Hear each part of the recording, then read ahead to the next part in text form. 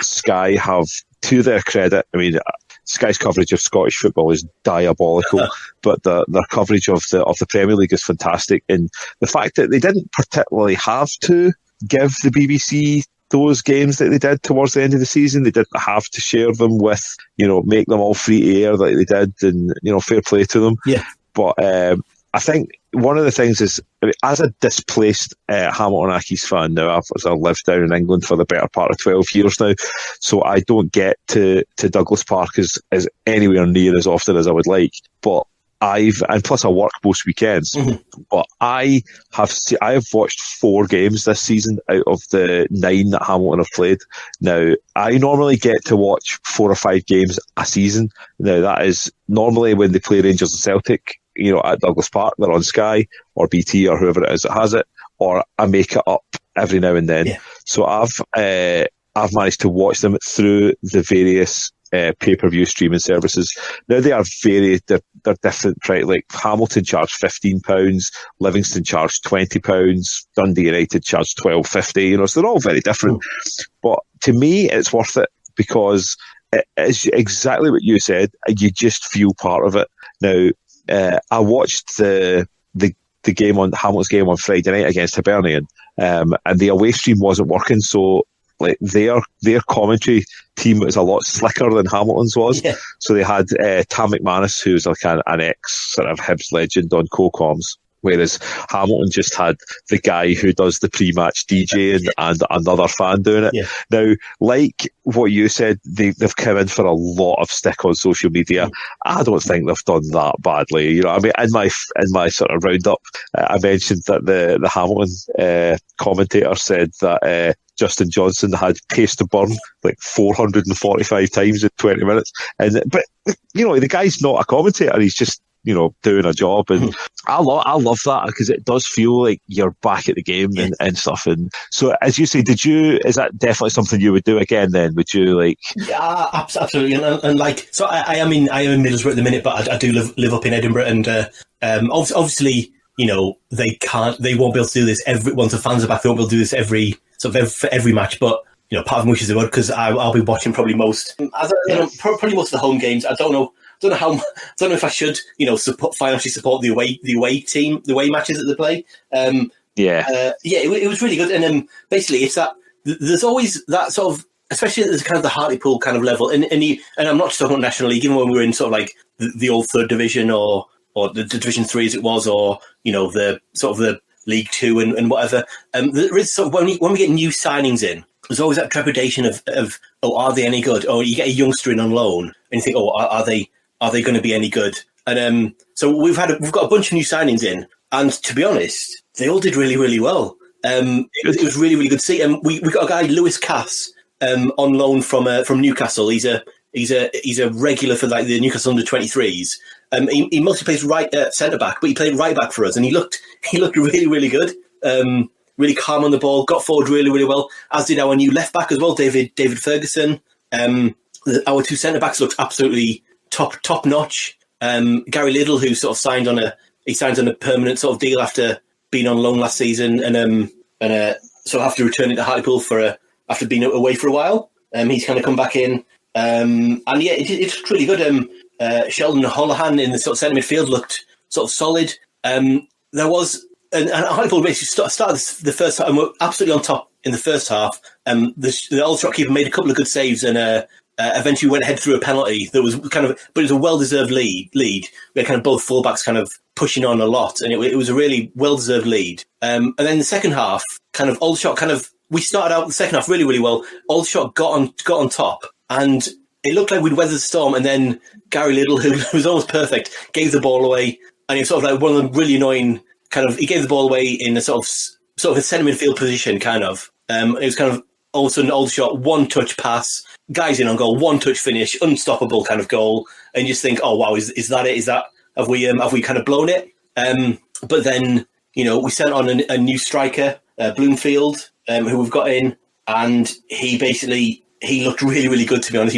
He looked sort of aggressive and strong in the air, and eventually sort of the goal came from a Ryan Donaldson cross that was headed into the back post.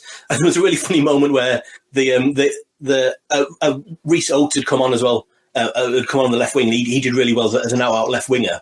And it was really funny in the commentary because they gave the goal to Rhys Oates. It was actually Gavin Holohan who headed it in. But they gave the goal to Rhys Oates, and you could hear the commentators asking Nick Loughlin, the sort of like the Northern Echo kind of reporter, who had headed it in. And eventually it was credited. But even if you go look on the BBC website right now, the BBC website itself has Oates listed as a scorer in the actual kind of score bit, and then in the match report, they've actually put that Gavin Holohan scored the goal. So well done for getting there in the end. But it was a really good performance. Lots of new sides did well.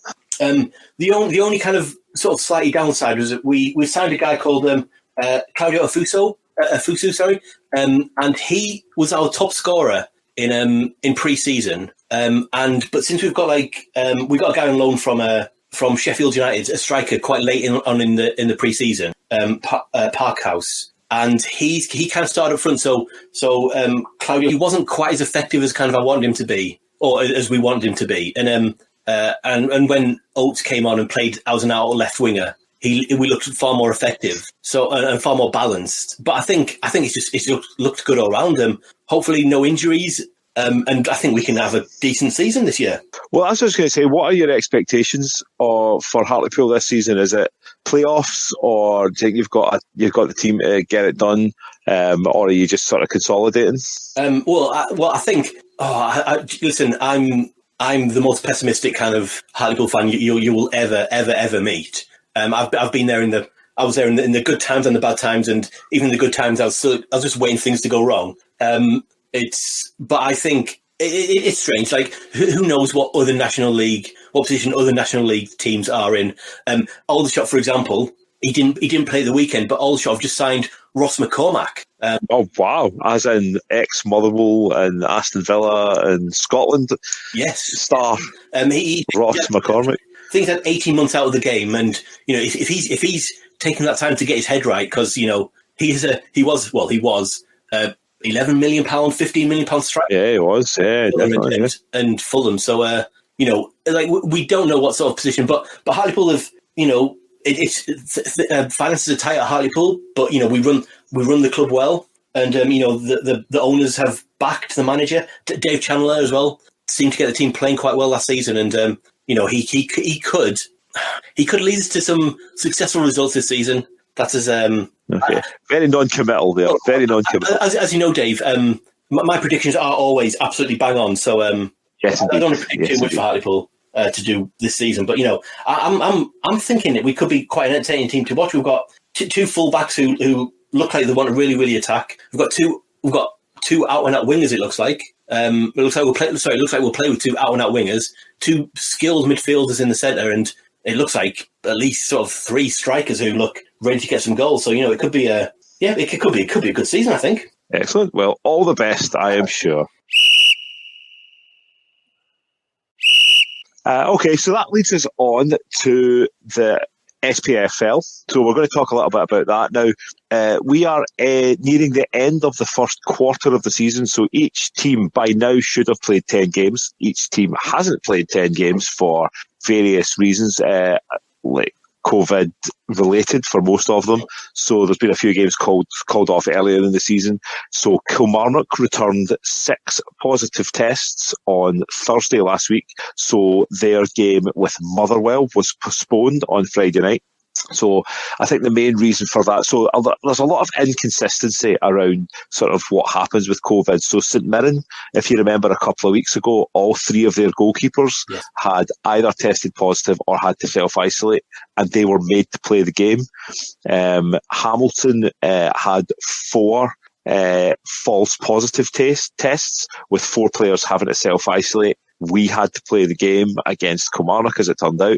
So I think the main difference as to why Kilmarnock were allowed to be postponed is because it was recommended that their entire playing squad self-isolate for 10 days. So, while it's frustrating and it looks like a bit of a shambles, if I was a Motherwell player, I wouldn't particularly want to play against Kilmarnock, given the fact that they had returned all those tests.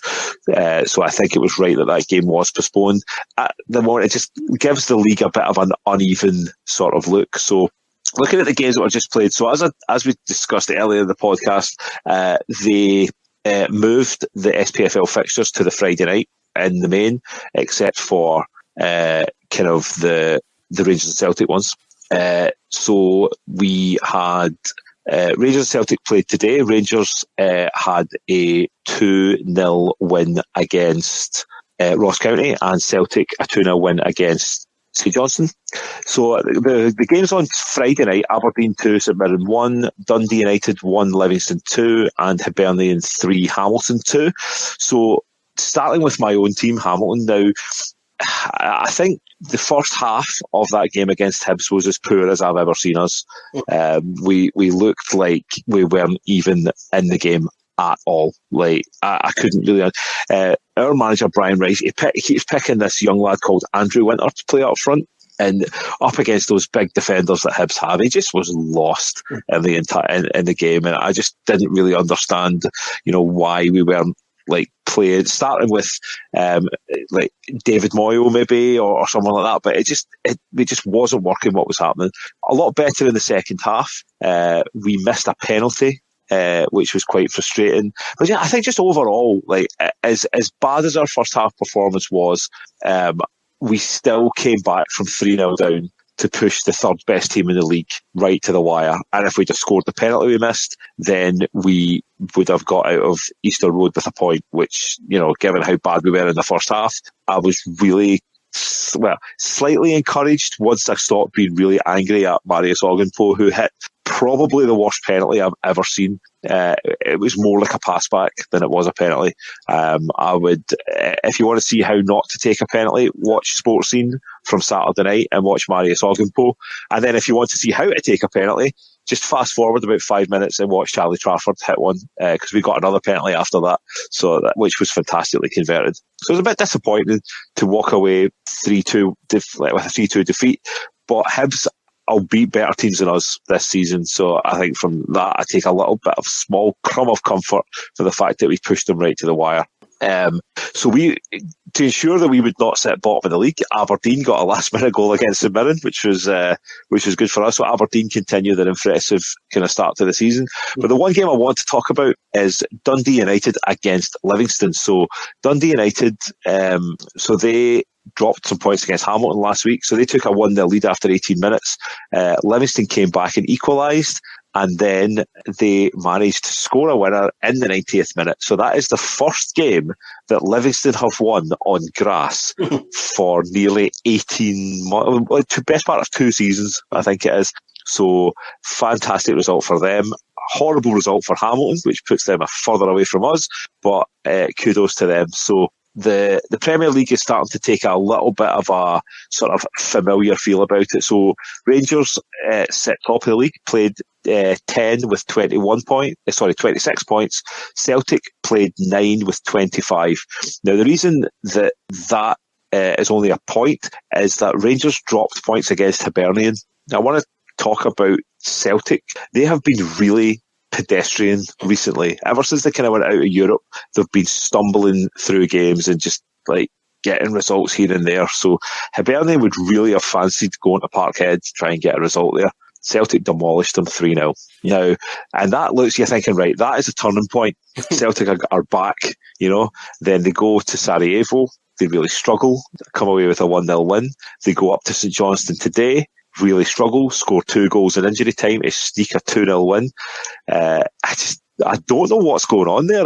They just don't seem to be vibing, But having said that, they have won the last 5 games and they are only a point behind Rangers with a game in hand. So if they win that game in hand, they're top of the league. So it just proves that they're that much better than everybody else, that even when they're not playing well, they can still get over the line. Yeah. So Hibs then sit behind them with 20 points, Aberdeen with 18, and then it's quite a drop down to Kilmarnock on 11. So you kind of so Kilmarnock are sitting in 5th place on 11 points. St Johnstone are sitting bottom on 7. So between 5th and 12th, there is only 4 points, which you mean, I I think top six is open even to Hamilton. If we could string a couple of results together, then we'd find ourselves in the top six, which, given the way that we started the season, that is absolutely insane. So I think